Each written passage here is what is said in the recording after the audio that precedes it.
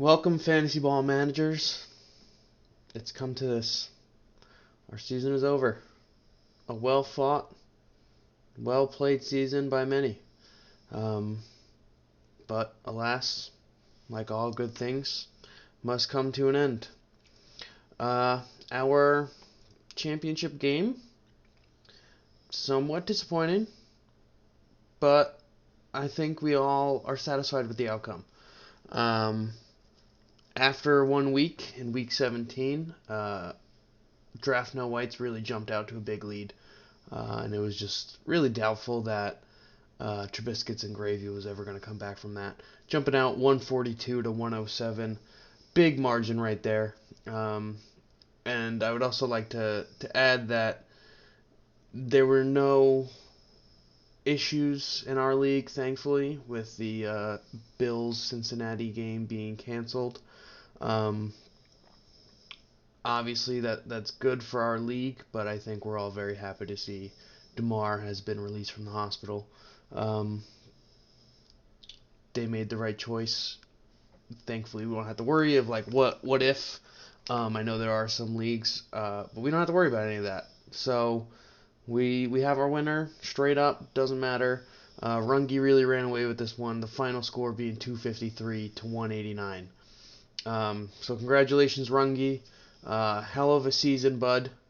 You really killed it. I do have a quote here from our champion, and allow me to read it. Direct quote.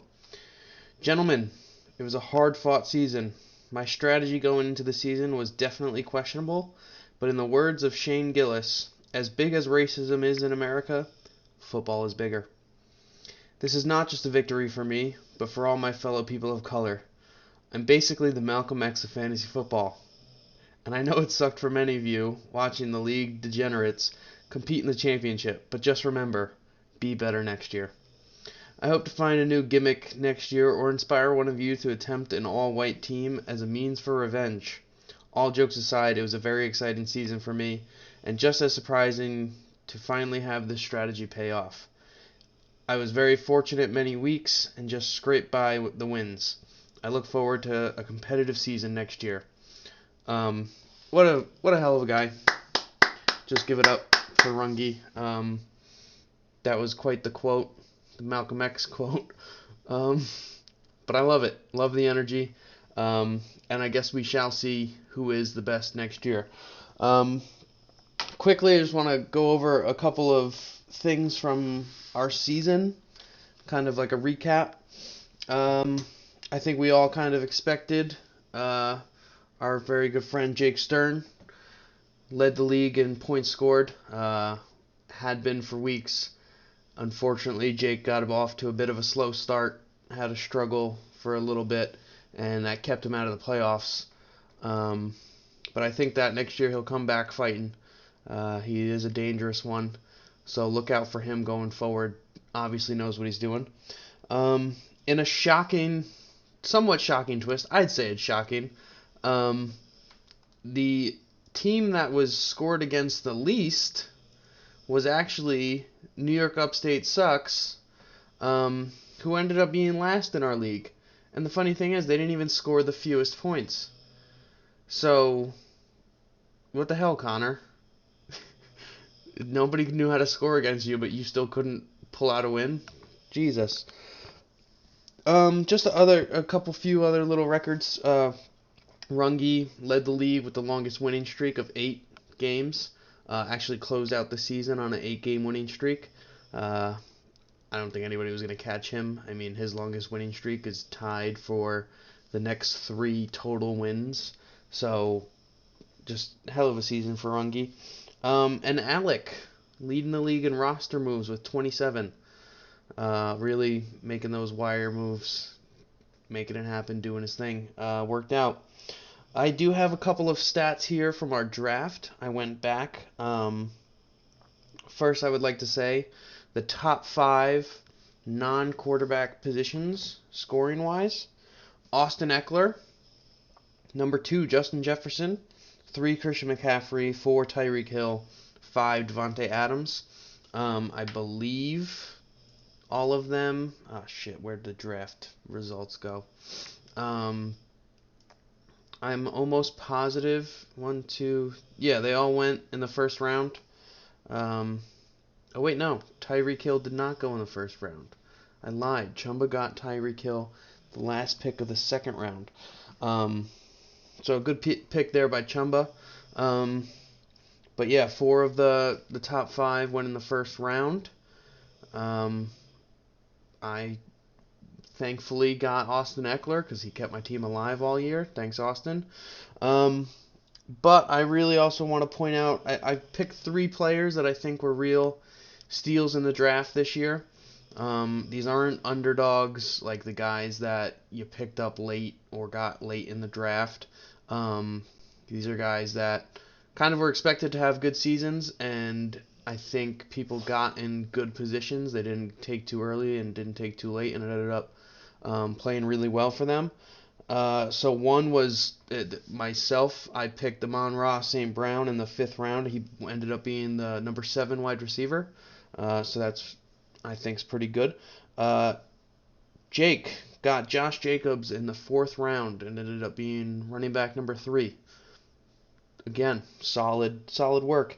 And Rungi, A.J. Brown in the fourth round ended up as wide receiver 6. So those are three picks that I think really set the tone for those three teams. Rungi had a hell of a draft.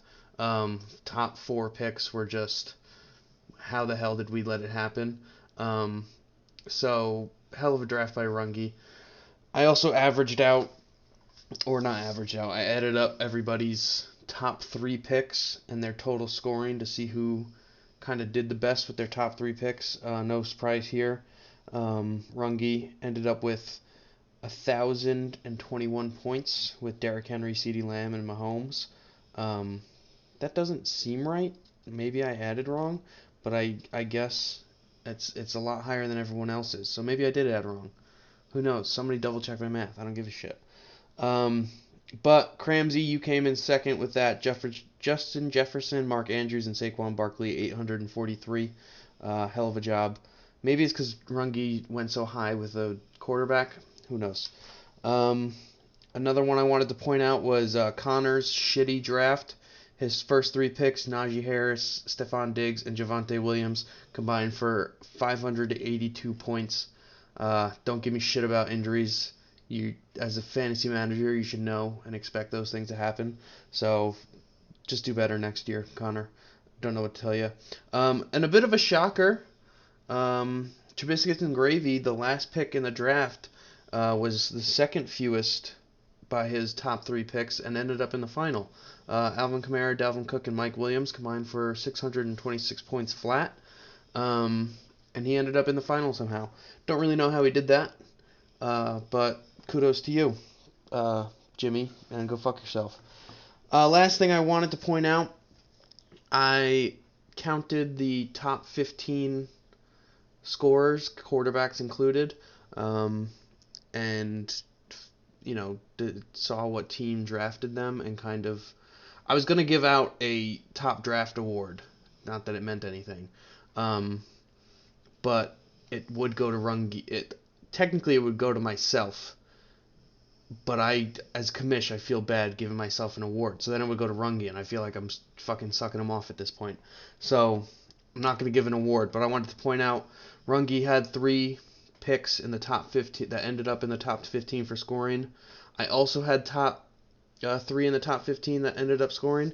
The reason why I would have put myself above Rungi is because I had 3 in the top 10, and Rungi did not. So I had more higher. And another reason why I also took the award away from myself is because I ended up trading one away. One was Joe Burrow that I traded away to Jake. So felt wrong giving myself an award, especially when I gave up one of the guys. And I'm giving Rungi every other thing here. Cramsey, you had 2 picks that ended up as a top 15 scorer. Jake, you also had 2, and then also got Joe Burrow. Connor had 2. And somehow ended up way at the bottom. One was Jalen Hurts, and the other is Stephon Diggs. So, good job, Connor, and still ended up in last. And then Chumba John and Alec, you all had one person that ended up top 15 in scoring. So that's our year, boys. Thanks for the fun. Thanks for the entertainment. Let's not forget, everybody but Jimmy, you owe Rungy $20. He will take Venmo. He shared the Venmo with me. He will be sending it in our group chat later, he also said. Moving forward, however, looking to next year and potentially fantasy baseball if we do another fantasy baseball league. We'll talk about that, though. Looking forward to next year, with discussions with Chumba and a little bit with Jake, have decided that in the league over the off season, we're kind of gonna vote as a league on a couple of new rules for the league. So I'm gonna think of a couple as commish, and I encourage everybody to think of at least one, a new rule that I will then present to the league, and each manager will get to vote for said rule, whether we pass it and make it a real thing, or if we decline it and say no, we don't need this rule in our league. So, for example, I have a couple off the top of my head. A proposed rule could be raising the buy-in. Something Chumba and I have discussed is making a missed extra point by your kicker minus 5 points, to kind of really jab it in. If your kicker's missing an extra point, it's really fucking you up for the week. Makes a kicker a little bit more important in our league. Things like that. One of the proposed rules will already be changing the playoffs, and I'm sure that we will all agree on that to make it a 1 week playoff, and push it a week further. That way we don't have to worry about people resting starters in week 18, anything like that. I also want to share my thoughts. Actually, that's not my thoughts. How we're going to do it. Basically, once I get all the rules, I will come up with a couple as commissioner. You guys will hopefully share at least one of your ideas that we could potentially add to the league. Again, another idea like making everybody change their name going forward to next year. So like I can't use the same name. Rugby can't use the same name. We got to change our names up. Just a thought. Not that that has to happen. Whatever. Basically, I'll get all the rules. You'll all send them to me. I will make some online poll thing where I put in the proposed rule, yes, no, send it to you guys. You'll be able to click and vote. And then for each rule, if we have a league majority, so I will be included in the voting because I'm not just going to exclude myself. So we'll have 10 guys. So I want 6 guys to say yes, and then we will pass a rule. So if we have more than 4 say no, so if 5 people say no to a rule, then we will not implement it. And of course, if it's something that comes down to, say, we want to raise the league buy-in, and one guy says no, hey, I can't really afford, again, $1,000, not that any of us can, but say that's what passed, and one guy's like, hey, I can't afford this, we can revisit that as a league and decide maybe let's lower it a little bit while still raising it. So that's what I want to do going forward. If you think of any proposed rules, please send them my way.